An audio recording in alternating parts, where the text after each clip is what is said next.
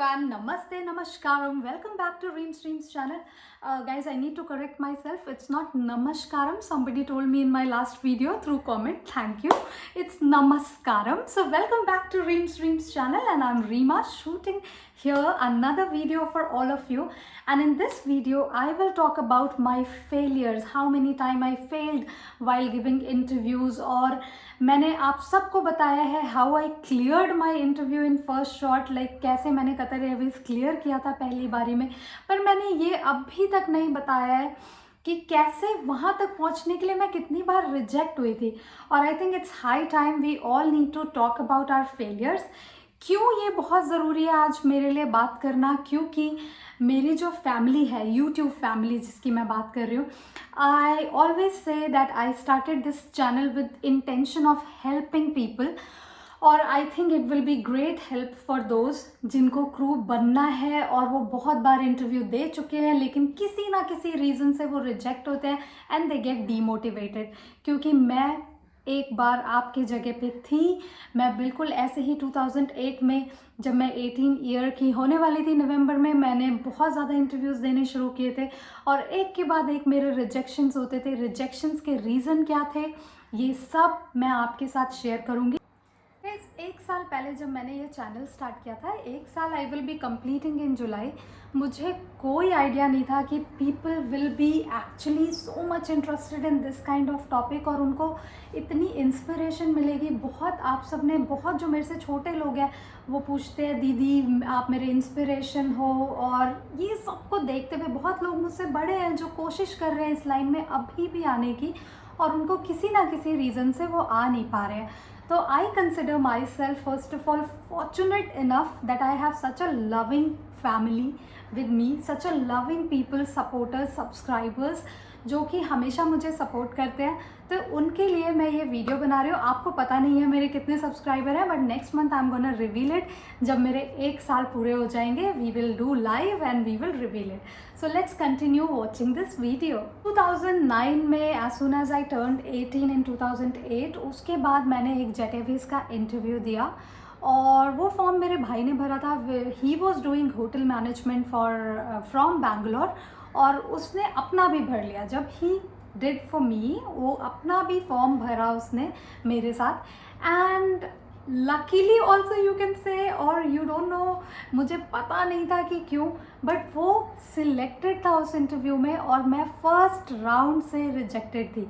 हम लोग 10 लोग या 8 लोग अंदर गए और बाकी सारे बाहर आने के बाद सिर्फ एक को वो अंदर लेके गए एंड आई वॉज रिजेक्टेड। और उस टाइम पे मेरा भाई वहाँ पे सिलेक्टेड था, जबकि उसने फॉर्मल्स भी ढंग के नहीं पहने हुए थे। उसने actually to be honest tie भी नहीं लगाया हुआ था because he straight walk from college, और उसको ऐसा कुछ भी नहीं था कि उसको क्रू बनना है कि नहीं, वो बस ऐसे ही रैंडमली उसने दिया था। तो ये मैं आपको बताना चाहती हूँ, बहुत बार लक फैक्टर भी मैटर करता है। उस दिन मैं बहुत रोई रिजेक्शन के बाद, मुझे बहुत बुरा लगा कि मैं क्यों रिजेक्ट हो गई। मैंने तो अच्छा खासा इंट्रोडक्शन दिया था विच वी प्रिपेयर्ड। आप लोग भी पूछते हैं कि कैसे इंटरव्यू के लिए आंसर दूं, तो मैंने भी एक ऐसे रटा हुआ डायलॉग मारा था अपनी तरफ से। इन माय ओपिनियन वो बेस्ट था, बट टू बी ऑनेस्ट वो बेस्ट नहीं था, तभी मैं सिलेक्टेड नहीं थी। और ऑन दी अदर हैंड मुझे बाद में यही रियलाइज़ हुआ, उस इंटरव्यू से मैंने ये सीखा कि maybe I need to work more on my communication skill, क्योंकि मुझे उनको बताना बहुत ज़रूरी है कि वो मुझे क्यों सिलेक्ट करें और बाकी as compare to other 8 people why me. तो इसलिए जब मेरे को रिजेक्शन हुआ, पहले तो गाइज एज 18 ईयर ओल्ड जब आपको पता नहीं होता कि इतना डिफ़िकल्ट होने वाला है, वो क्राउड देख के आप घबरा जाते हैं। बहुत नर्वस थी मैं अंदर जाने से पहले। तो एक्सप्लेन करने के बजाय, अपने आप को इंट्रोड्यूस करने के बजाय half of the time you will and up shivering. ये सब नॉर्मल है। एक्चुअली आई वॉज शिवरिंग, मैं इतनी ज़्यादा कॉन्फिडेंट नहीं थी, वो मेरा फर्स्ट इंटरव्यू था और मैं बहुत ज़्यादा शिवर कर रही थी। और मे बी इसकी वजह से रिजेक्ट हुई या किसकी वजह से रिजेक्ट हुई मुझे क्लियर आइडिया नहीं है। बस मुझे इतना पता है कि मैं बहुत डीमोटिवेटेड थी एंड उस टाइम मेरे पास ऐसे कोई यूट्यूबर, या फॉरगेट अबाउट यूट्यूबर, मेरे पास कोई ऐसा गाइडेंस भी नहीं था जो मुझे बोल पाए इट्स ओके टू फेल, कोई बात नहीं, होता है, तुमने सीखा है इस इंटरव्यू से कुछ। कितने सारे लोग थे, अगर नहीं हुआ, फर्स्ट राउंड से रिजेक्ट हो गया तो क्या हो गया, अगली बार क्या इंटरव्यू नहीं आएगा। तो ये सारी चीज़ें आपके साथ जब कोई फ्रेंड हो करने के लिए या आपका फैमिली मेम्बर सपोर्टिव हो, तो ये बहुत ज़्यादा रिक्वायर्ड है to keep yourself back in that motivational situation, और दोबारा जब इंटरव्यू आए तो आप रिजेक्ट ना हो। उसके बाद मैंने दोबारा अपने आप का कॉन्फिडेंस वापस लाया। Guys, as 18 year old I was super confident. मैं बहुत ज़्यादा कॉन्फिडेंट थी अपनी रियल लाइफ में। मैं सच्ची बताऊं तो मुझे ऐसा लगता था कि I am a super model, मैं बहुत टॉल हूँ। जो एक यंग टीनेजर के दिमाग में क्या होता है कि I am tall, I am pretty, I am confident and people like me, और ऐसी थी मैं बस। इससे ज़्यादा मुझे कोई पता नहीं था कि मेरे को किस एरिया पे काम करना है, क्या नहीं करना है। In my mind I was already flying that मैं बहुत ही ज़्यादा सुंदर हूँ, मैं बहुत ही कॉन्फिडेंट हूँ और मेरा तो हो ही जाएगा।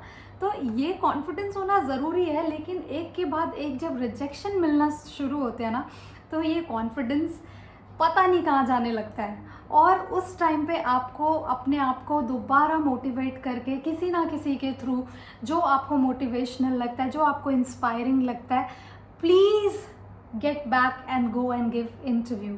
Give yourself second chance. You never know. Guess what? Second time मैं interview के लिए गई.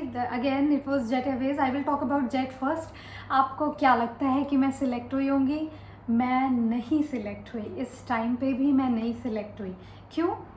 फर्स्ट राउंड में आई वॉज सुपर कॉन्फिडेंट कि मेरा हो जाएगा इस बार। मैंने अपने आप को बहुत अच्छे से इंट्रोड्यूस किया जिसकी ज़रूरत थी।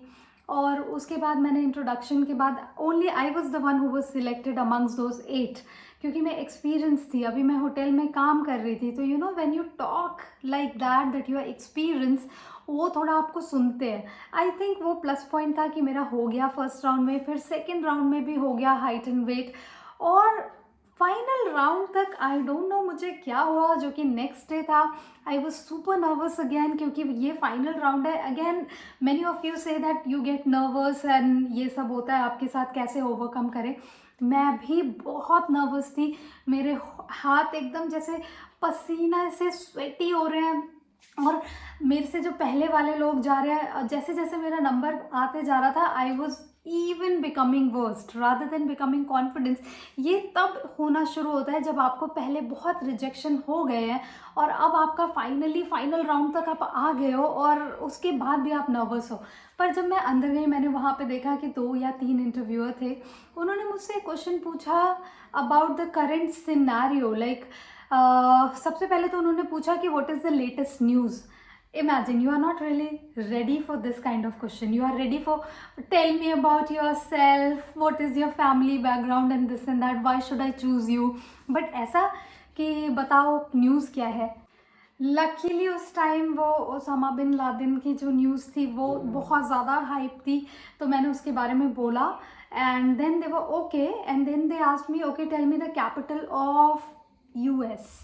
और मेरे दिमाग में आ रहा है, मैंने बोला वॉशिंगटन DC, बट मेरी आवाज़ ही नहीं निकल रही थी। I was super under confident I can say. मैं Washington DC, like I am doubting myself. और उसके बाद जब मैं बाहर निकली, मुझे आधे से ज़्यादा यू नो द श्योरिटी कि अच्छा नहीं हुआ और शायद मैं अभी भी नहीं होंगी सिलेक्ट। तो ये एक और चीज़ थी जो मुझे लगा कि मैं इस बार सिलेक्ट नहीं होंगी। उस टाइम पे मेरा नहीं हुआ सिलेक्शन, फाइनल राउंड में उन्होंने मुझे नहीं बुलाया, और उस टाइम पे मैं बहुत ज़्यादा रोई फिर से घर जाके। बट जब मैं रोती थी ना गाइस, तो I always use to have some friends to talk about it and tell them कि कोई बात नहीं, दोबारा देना हो जाएगा। माई ब्रदर, माई सिस्टर और मेरे पेरेंट्स फॉर दैट नोट, उन्होंने मेरे को बहुत टाइम दिया to give interviews. They were never like Reema तुम्हारा नहीं होगा। तो सेकेंड रिजेक्शन मैंने क्या सीखा इससे, कि मैं बहुत नर्वस थी और मुझे अपने कॉन्फिडेंस पे काम करना पड़ेगा और थोड़ी बहुत नॉलेज और बढ़ानी पड़ेगी about the current scenario, news and general knowledge also. तो अब मैंने थर्ड टाइम के इंटरव्यू के लिए खुद को इस टॉपिक पे भी प्रिपेयर किया before going for interview. And this time this interview was I think Kingfisher और इंडिगो। एक्चुअली मैंने इंडिगो से भी मैं रिजेक्ट हुई हूँ, जो मैं पहले आपको बता चुकी हूँ। That was totally my fault. GD round में मैंने लड़ना शुरू कर दिया था rather than discussing the topic, I was debating it, and I was debating in a way like कि मैं बहुत dominant लग रही थी. तो जब आप dominant लगना शुरू होते हो किसी और कैंडिडेट पे, वो यहाँ पे आपके पॉलिटिकल व्यूज़ चेक करने नहीं आए हैं, तो वो एक मेरी चौथी गलती थी रिजेक्ट होने के लिए. It was my favourite interview Kingfisher airline, और मैं किंगफिशर के फर्स्ट राउंड में गई. मैंने बहुत अच्छे से अपने आप को इंट्रोड्यूस किया. उस टाइम पे मैं बाहर आई और उन्होंने मुझे सेकंड राउंड के लिए अंदर बुलाया, which was height and weight. और मेरा फर्स्ट राउंड में किंगफिशर में हुआ था, सेकंड राउंड में भी हुआ था. अब मैं जाती हूँ वीपी राउंड के लिए, विच इज़ नेक्स्ट डे. ये 2010 है. So now I am already trying from last 2 years.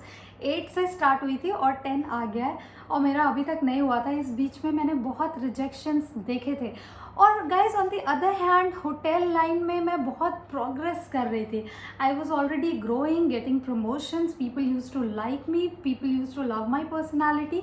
तो मुझे बिलीव नहीं होता था कि मैं क्यों रिजेक्ट होती हूँ. रियल रीज़न समझ ही नहीं आ रहा था. जीडी राउंड के बाद क्लियर कर लिया मैंने किंगफिशर का जीडी राउंड भी, और अब मैं वाइस प्रेसिडेंट राउंड के लिए जा रही हूँ before actually doing the final round, which is mister Mallya round. तो ये जब वीपी राउंड था, उन्होंने मुझसे एंट्री के साथ ही, मैं बहुत ही वेल ग्रूम थी, perfect, now I M polished, क्योंकि मैं वर्किंग हूँ, आई हैव एक्सपीरियंस.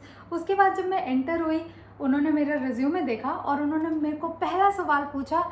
अभी मैं बैठी भी नहीं हूँ. उन्होंने बोला, I hope you were able to find this location easily, interview venue basically. And I told him, yes, I live nearby, so it wasn't problem for me. Until here I was fine. जैसे ही मैं बैठी, मैं confident भी थी. अब मैंने इन सारी चीज़ों पे थोड़ा थोड़ा काम कर लिया था कि कॉन्फिडेंस रहना है और कॉन्फिडेंटली आंसर देना है और करंट अफेयर्स पता है, सब पता करके आई हूँ. लेकिन imagine that foolish girl of 19-20 year old by then, वो रिज्यूमे पढ़ के नहीं गई थी. तो इसीलिए मैं आपको हमेशा बोलती हूँ कि read your resume, whatever you are writing, first of all try to write truth.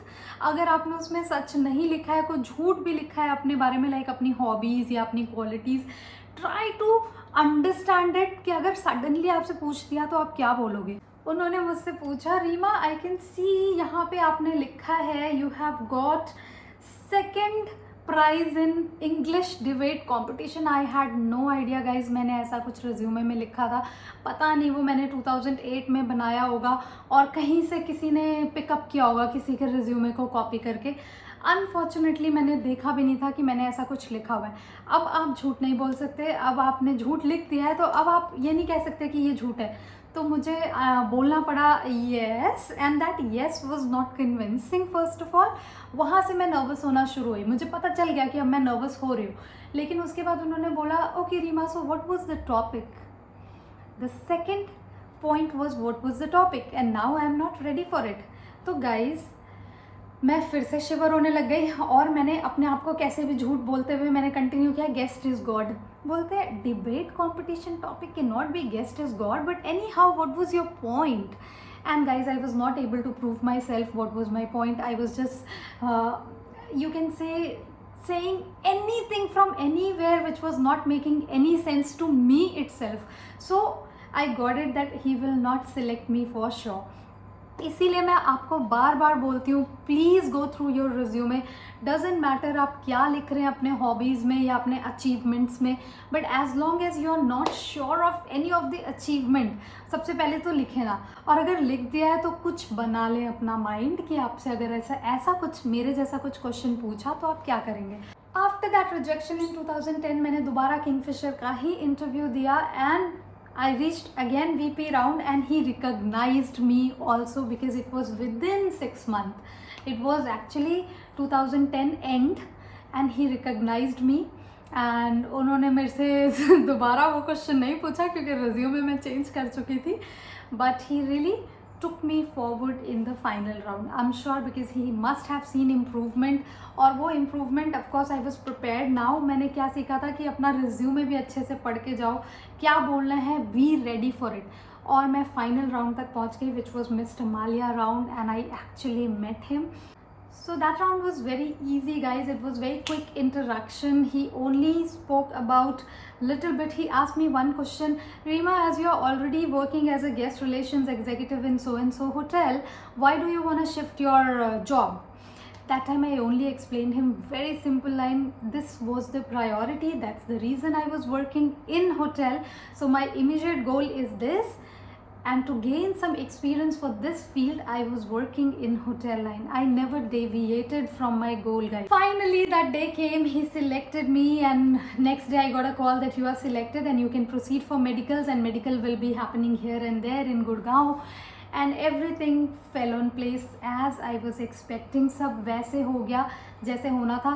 But जैसे बोलते हैं ना कि अगर आपका टाइम नहीं आया है तो आपको कुछ मिलता नहीं है उस टाइम तक, और जब तक आपका टाइम आता नहीं है उस टाइम आपने within that time point A to point B पहुंचने में आपने कितनी मेहनत की है अपने ऊपर, वो भी बहुत काम आता है, गाइस. और जब मैं सिलेक्ट हुई मुझे बस यही रियलाइज़ हुआ कि I was deserving, even I was deserving at age of 18, लेकिन मैं वो दिखा नहीं पा रही थी, मैं अपने आप को एक्सप्रेस नहीं कर पा रही थी. कहीं ना कहीं कुछ गलतियाँ मेरे से हो रही थी. लेकिन गाइस इन सब के बीच में मैंने प्रमोशंस हो रहे थे होटल में. आई was already earning salary which was more than cabin crew. अभी बता रही हूँ मैं, फिर भी मैं डेविएटेड नहीं थी अपने गोल से. मुझे पता था कि मैं होटल लाइन में क्यों हूँ और मुझे एयरलाइन में जाना है. This is how I end up getting my first cabin crew job in domestic airline, which was one of my dream airline, Kingfisher. And I think why I reached there was totally because of my consistency. जो मैंने never give up attitude होता है, जो अपने आप में believe करना होता है कि शायद मैं तो बनूंगी, अगर मैं नहीं बनूंगी, अगर वो बन सकते हैं तो मैं भी बन सकती हूँ. तो गाइज आज के डेट में मैं आप सबको जो भी ये वीडियो देख रहे हैं, मैं चाहती हूँ do not doubt your self. You all have lot of self doubt. बहुत सारे मैसेज आते हैं जो पूछते हैं I am dark, can I become cabin crew, I am from here, can I become cabin crew, मेरे दांत ऐसे हैं, can I become cabin crew, I have lot of moles, can I become cabin crew. अगर आप इस doubt के साथ interview में जाएंगे कि मुझे पिंपल्स हैं, मेरे कट मार्क्स हैं, मेरा जला हुआ है, आपका नहीं होगा, क्योंकि आप ऑलरेडी सेल्फ डाउट के साथ जा रहे हैं. आपकी परफॉर्मेंस में वो दिखेगा. ये चीज़ अगर आपको लगता है कि it can be problem, do something about it right now, right now, right now. अगर आपको लगता है कि इट्स ओके, तो बस आप अपने कम्युनिकेशन स्किल्स या जहाँ पे आपको वीक पॉइंट लगता है वर्क करते रहो. और डजेंट मैटर आप कितनी बार अभी तक रिजेक्ट हुए हैं, may be this is not your time. जैसे टाइम आएगा, I want all of you whosoever is watching me right now, and especially my subscriber, I truly know कि आप सब कितना इंटरेस्टेड हैं इस फील्ड में आने के लिए. तो मैं ये बोलना चाहती हूँ, all of you, I want you all to get selected. Even if it doesn't happen, it will happen. Consistency is the key, okay? Never give up.